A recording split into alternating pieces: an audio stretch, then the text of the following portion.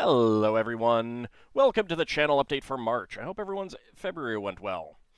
For some reason I was about to say April, and I'm jumping ahead. Let's talk about what's been going on the channel. AD&D Chronicle is very close to ending. I might have said that I thought it would wrap up in February, but obviously the end is dragging out a bit. I shouldn't say dragging out. It's just longer than I expected. But we don't have too many characters left to recruit, and they're all fixed recruits. I believe I have all of the optional people now. So there's some mini games. I like to get the plays done. Get more facilities built just to wrap all of that up.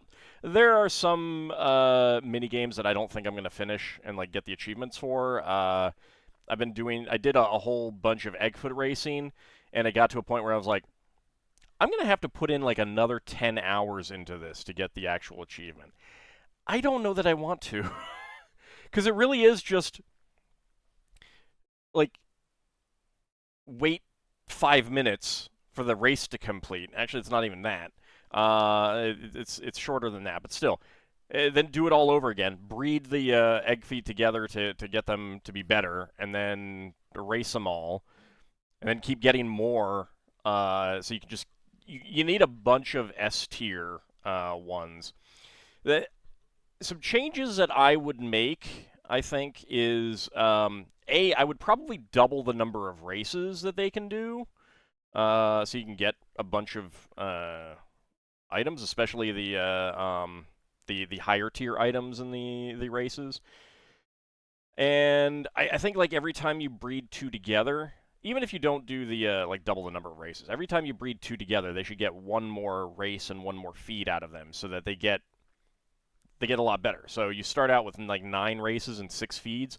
You breed 2 of them together that have that, and it's 10 and 7, and then 11 and 8, so that you can, like, every time you breed them together, they're able to run more races, first of all, which means you can get more chances at getting the rewards. And also, they get, they can eat more food and thus get better, better at the races. But yeah, so I'm like looking at all that, and I'm like, I don't know that I want to spend that much time. I find it an interesting mini game. Like the breeding mechanic is kind of interesting, and the features of that, and the you can give them the special food to get them traits and stuff like that. But it's just like it really is the fact that you have to sit and watch the race. You can't just like push a button to let it finish instantly, and see what the result is.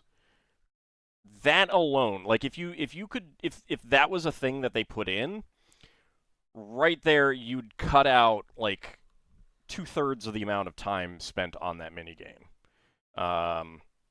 So it really feels like it really drags out the playtime for not great rewards, to be honest. I've looked up what the rewards are, and they're okay, but I don't know. Like, if the races actually were interactive, that might make it okay that you have to do all this. But even so, the egg feet don't get substantially better with breeding. They do get better, but they don't get substantially better. And because you have to keep breeding them up. I don't know if you guys have ever played 2048. Oh, what is it? Is that the name of the game? Yeah, 2048. It's an old math game where you start out with a 4x4 grid, and you slide blocks with digits together, um, and they're all multiples of 2. So you slide 2 2s together to make 4. You slide 2 4s together to make 8. That kind of thing, and you're trying to build them all up into the biggest number you can. That is always a multiple of 2. And the problem is like the number of minor ones that you need to merge together to get up to the top numbers kind of thing. Because, like, to get from 1024 to 2048 takes, it's twice as long as it took to get to 1024 because you're merging generally the same numbers together to get up there, and it's the same kind of thing. To get an S rank, it is just exponentially more breeding and racing to get D rank kind of thing. So if they got significantly better than they do with each breeding, I think that would make it would really cut the time out. And I don't know that they thought that deeply into it. I know like there were a lot of Kickstarter, like what are they? The extension rewards or whatever they're called. The stretch goals. That's it. Sorry. I don't do a whole lot with Kickstarter. I'm not a big fan of it as a system for getting things. Like,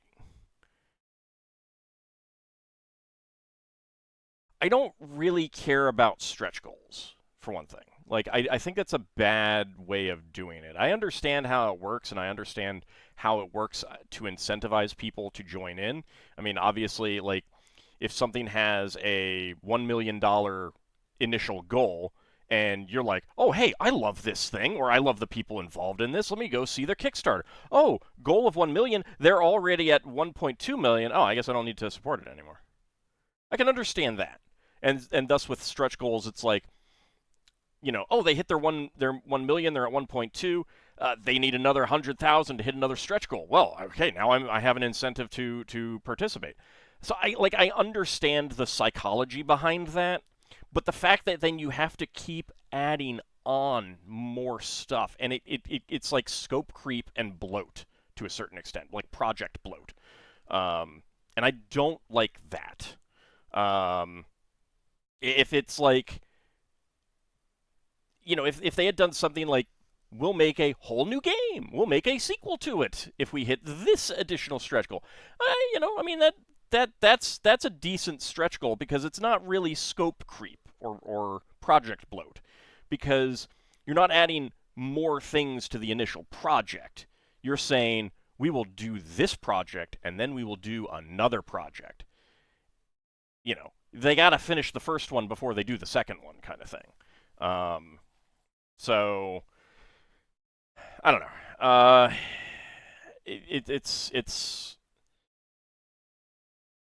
just needed more refining and integration of stuff, I think.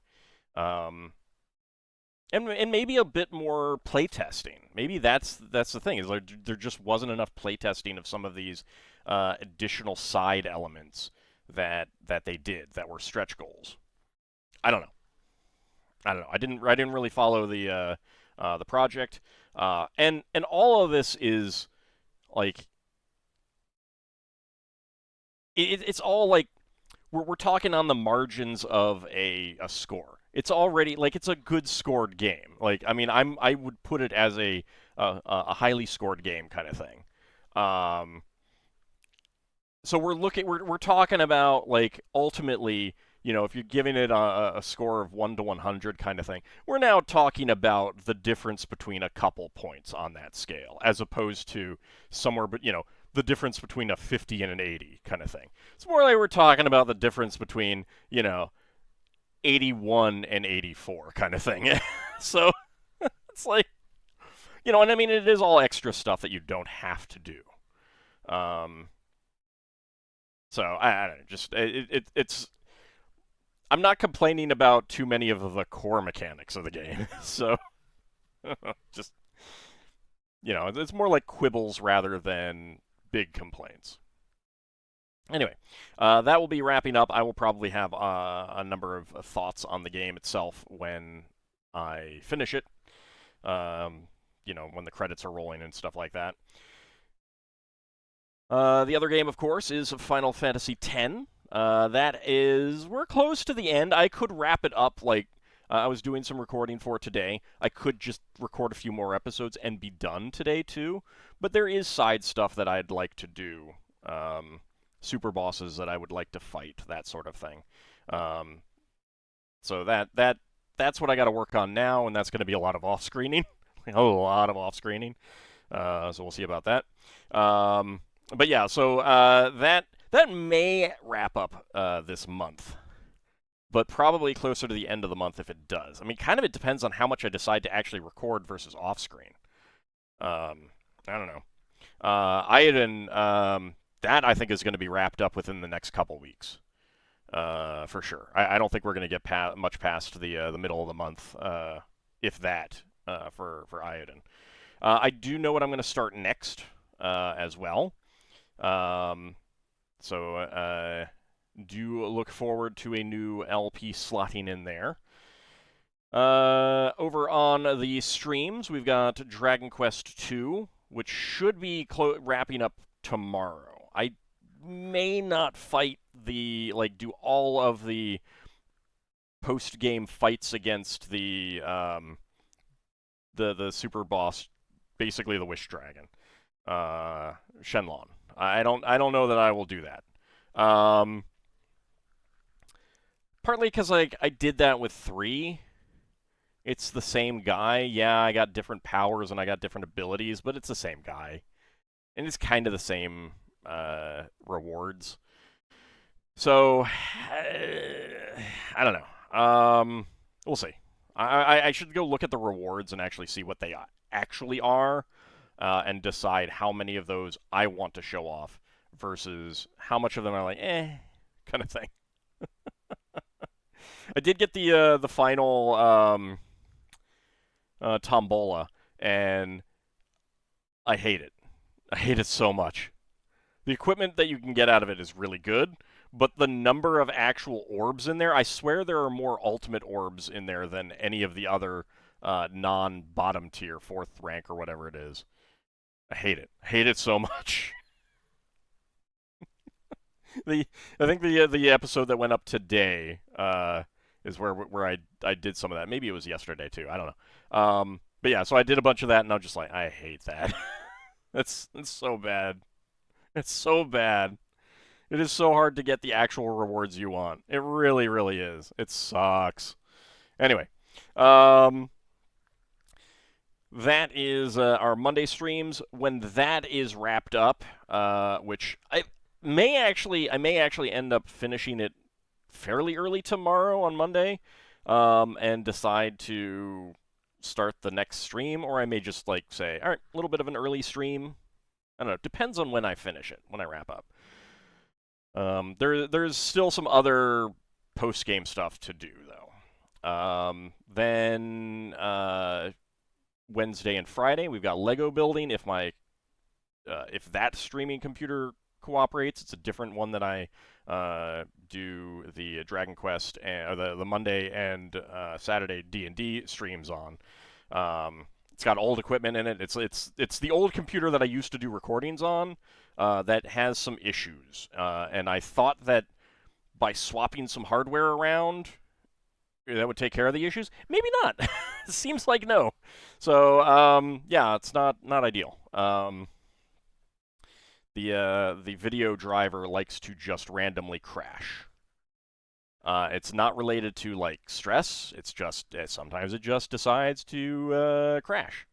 Sometimes I can go a full stream without any problems, and then other times it's just crash, crash, crash, crash, crash.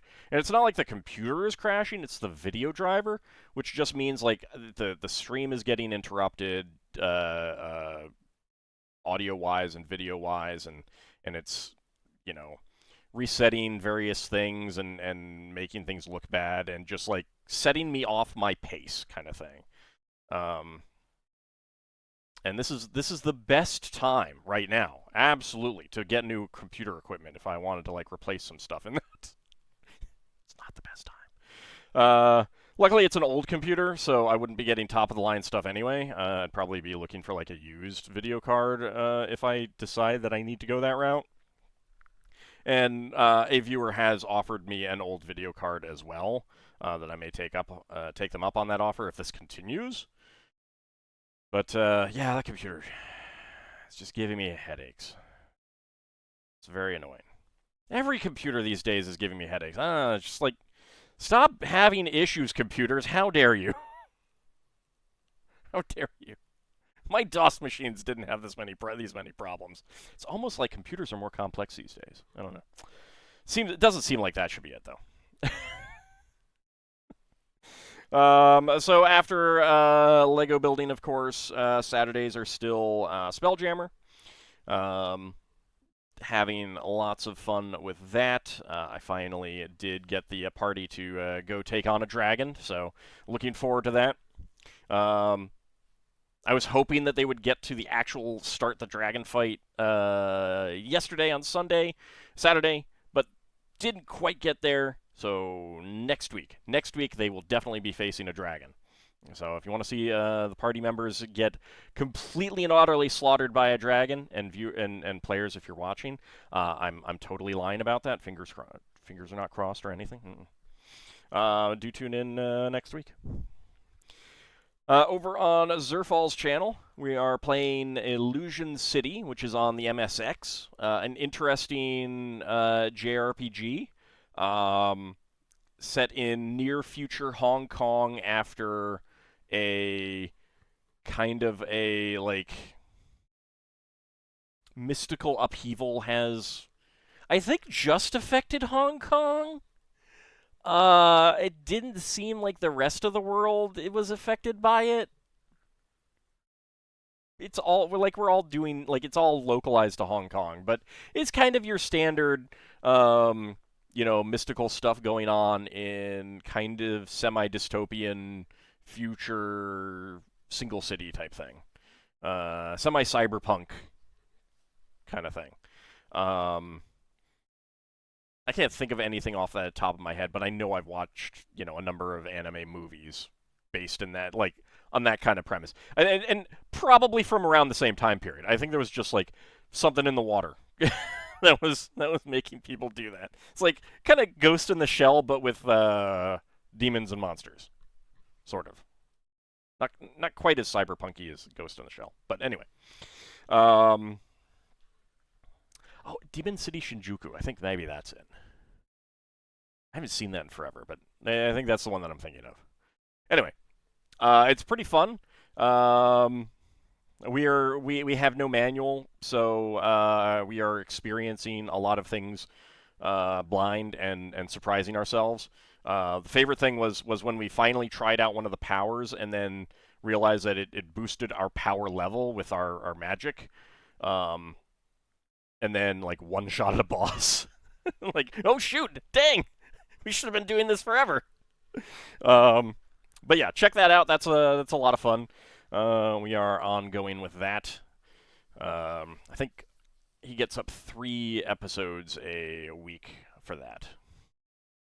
And we're doing pretty solidly at that pace. So shouldn't be any interruptions unless one of us is just, gone for a while or something. So that's basically what's going on the channel right now. For those who are enjoying the content and wish to ensure that I can continue to produce the content, please do consider supporting the channel over on Patreon. That is the best way. I forgot to load up my Patreon page, but whatever. Support me there if you want. Of course, there are links on the channel page in video descriptions. If Patreon isn't to your taste, you can do channel memberships. You can support me with a Twitch subscription over on Twitch. Those are also good choices. You can do one-off support with super thanks here on YouTube, bits on Twitch, and Ko-fi. Again, links are all in the description. Those are all great ways to support the channel, ensure that I can continue to produce the content.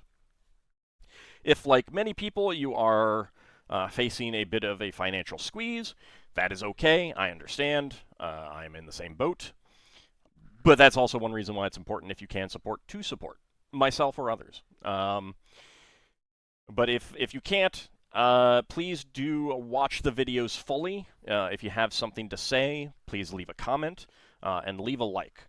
All of those do help. And if you are really enjoying a particular series and there are other people you think might enjoy it as well, or if you have a social media following, please consider sharing them out. That would really help as well. Word of mouth is very powerful.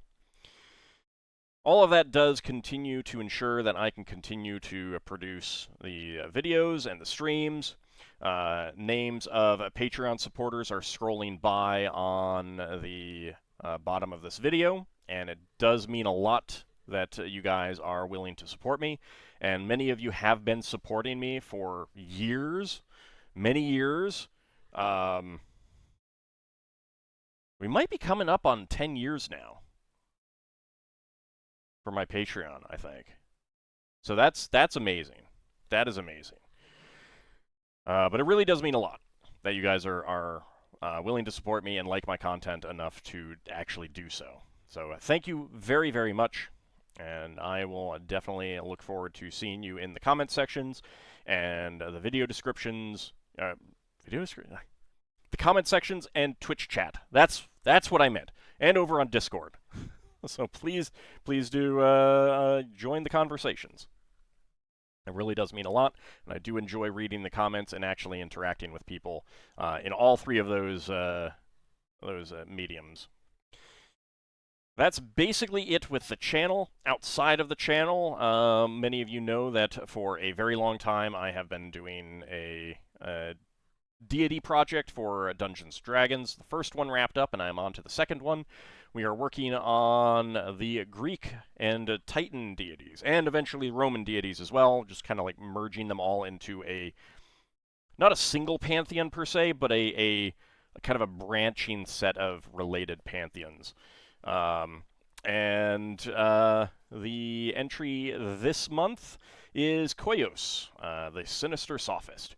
He is one of the other 12 Titans. Second eldest after Okeanos. Again, like Koios, and we're going to have Krios eventually as well. Both of them are basically just names. There's almost nothing about them in Greek mythology. They exist almost entirely to be names and parents for grandparents for later actual deities, and to have a mirror between the 12 Olympians and to have a 12 Titans to mirror the 12 Olympians kind of thing. And it's clearly a back formation. They had 12 Olympians. They had some Titans. So there should be 12 of them too, kind of thing. Like that's if you're taking an anthropological look at Greek mythology. Obviously, Dungeons & Dragons doesn't do that, so I had to come up with an actual deity here. And that's always kind of interesting and fun. To go through the theories and stuff like that have been written about how the ancient Greeks actually thought of this guy kind of thing, of this figure, who wasn't actually worshipped, but now I gotta make a worship for him for D&D, and fit it into the portfolios of Dungeons and Dragons deities and stuff like that. So I really enjoyed putting this one together. Check it out. I kind of made him as an evil philosopher, the kind of guy who, he has his loves philosophy, loves discussing philosophy and thinking about kind of esoteric thoughts, things and stuff like that, but is also evil. So you gotta that tinges it. So very kind of controlling about what people should be able to discuss and stuff like that. So I definitely had a lot of fun writing that one up. Check it out.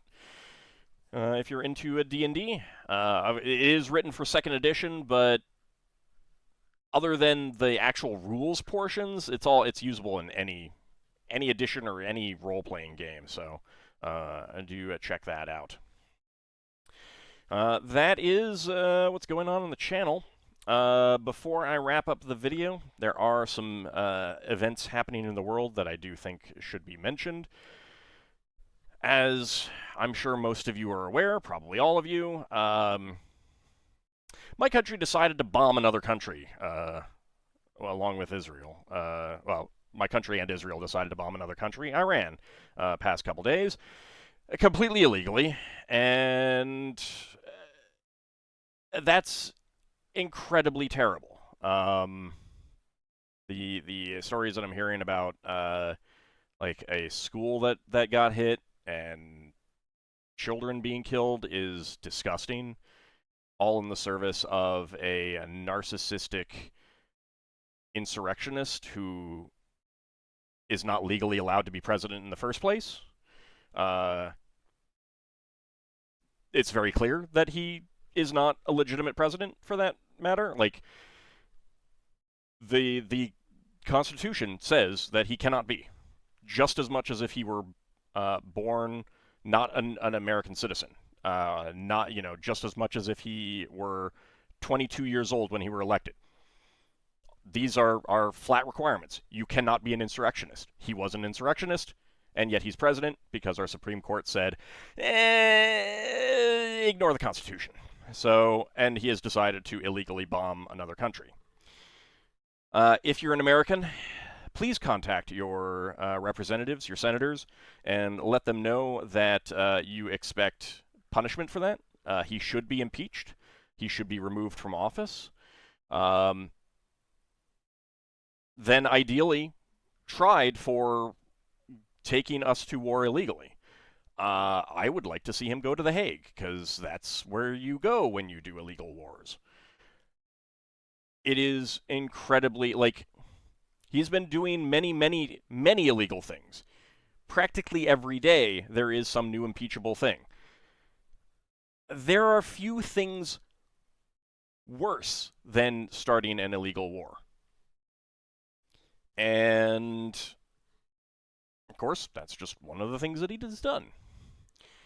So call your representatives, call your senators, make it clear that this guy needs to be removed and he needs to be punished. And here's the other thing. I've seen some comments about, supporting the troops and stuff like that. I fully support the troops. However, this is an illegal war. Every single soldier should know that Congress did not authorize this, and thus it is an illegal war. Every single soldier, general, from enlisted person all the way up to, what are the generals called? The chiefs of staff, I think. Up to that. If they're involved in the decision, if they're involved in carrying out the orders, you broke the law. I'm sorry. You need to be tried for that. It sucks, but that's what happens when you follow an illegal order. You may think I'm just trying to do my job. Doesn't matter. You followed an illegal order. The true courage is saying, no, I will not do that. That is illegal. And that there needs to be punishment. We need the future to know that when these things happened, after the fact, we did what was right. If we can't do what's right in the moment, which would have been not letting this guy into office in the first place, refusing to follow these illegal orders,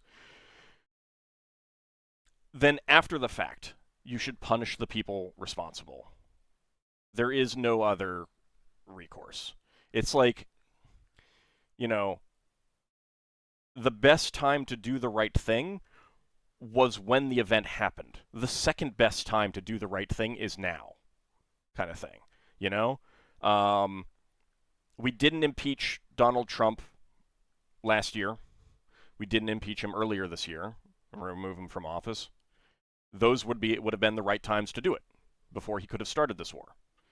The second best time to impeach him is right now, and that needs to be hammered home. And that needs to happen, and we have an extremely disturbing culture of impunity in the United States, and that needs to end. People in power have it, it's kind of cheesy, but absolutely true. The the line from Spider-Man, with great power comes great responsibility.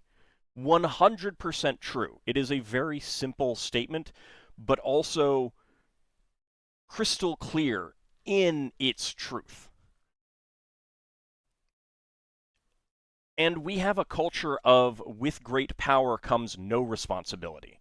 You look at all the people who were friends with Jeffrey Epstein, and outside of the United States, there are people falling like dominoes because of their connections. Some people in the U.S. are getting consequences for that, but it's like only in the private, like professors and stuff like that. And even that's like only some of them.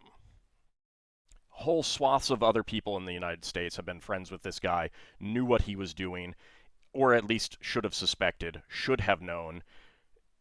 There's stories about it being an open secret, and these people are suffering absolutely no consequences. They need to be punished, not just by law, but by society. Social consequences. Turn them away from restaurants.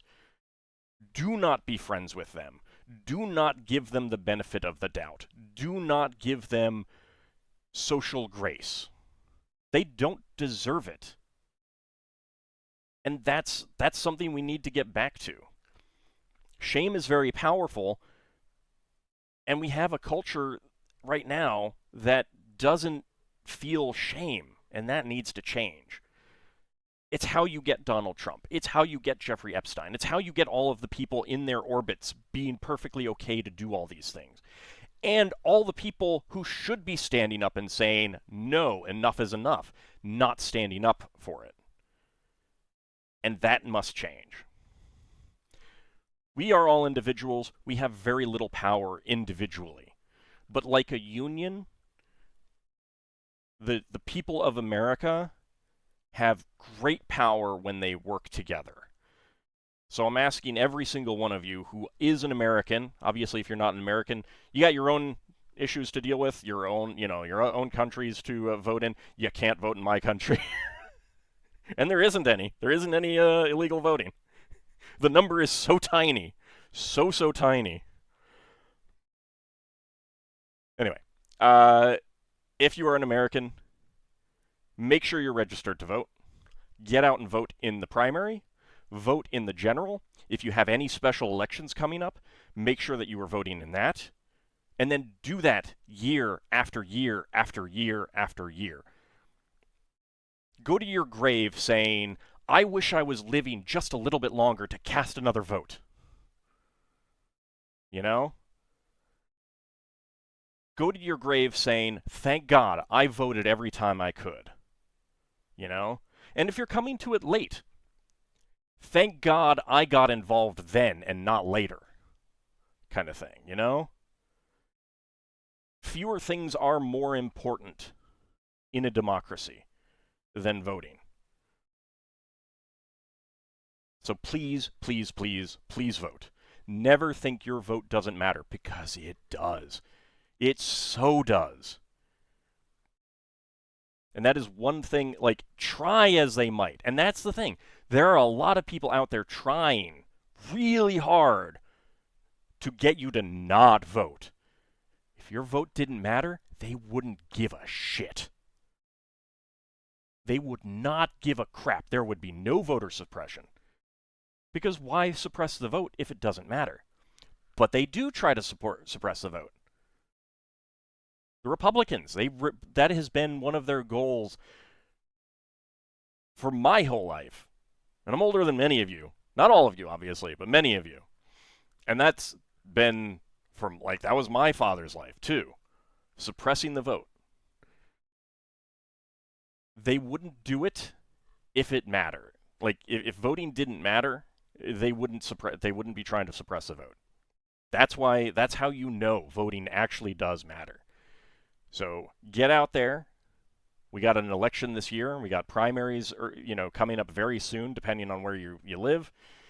We got I think there's even some special elections still to come. Get out and vote.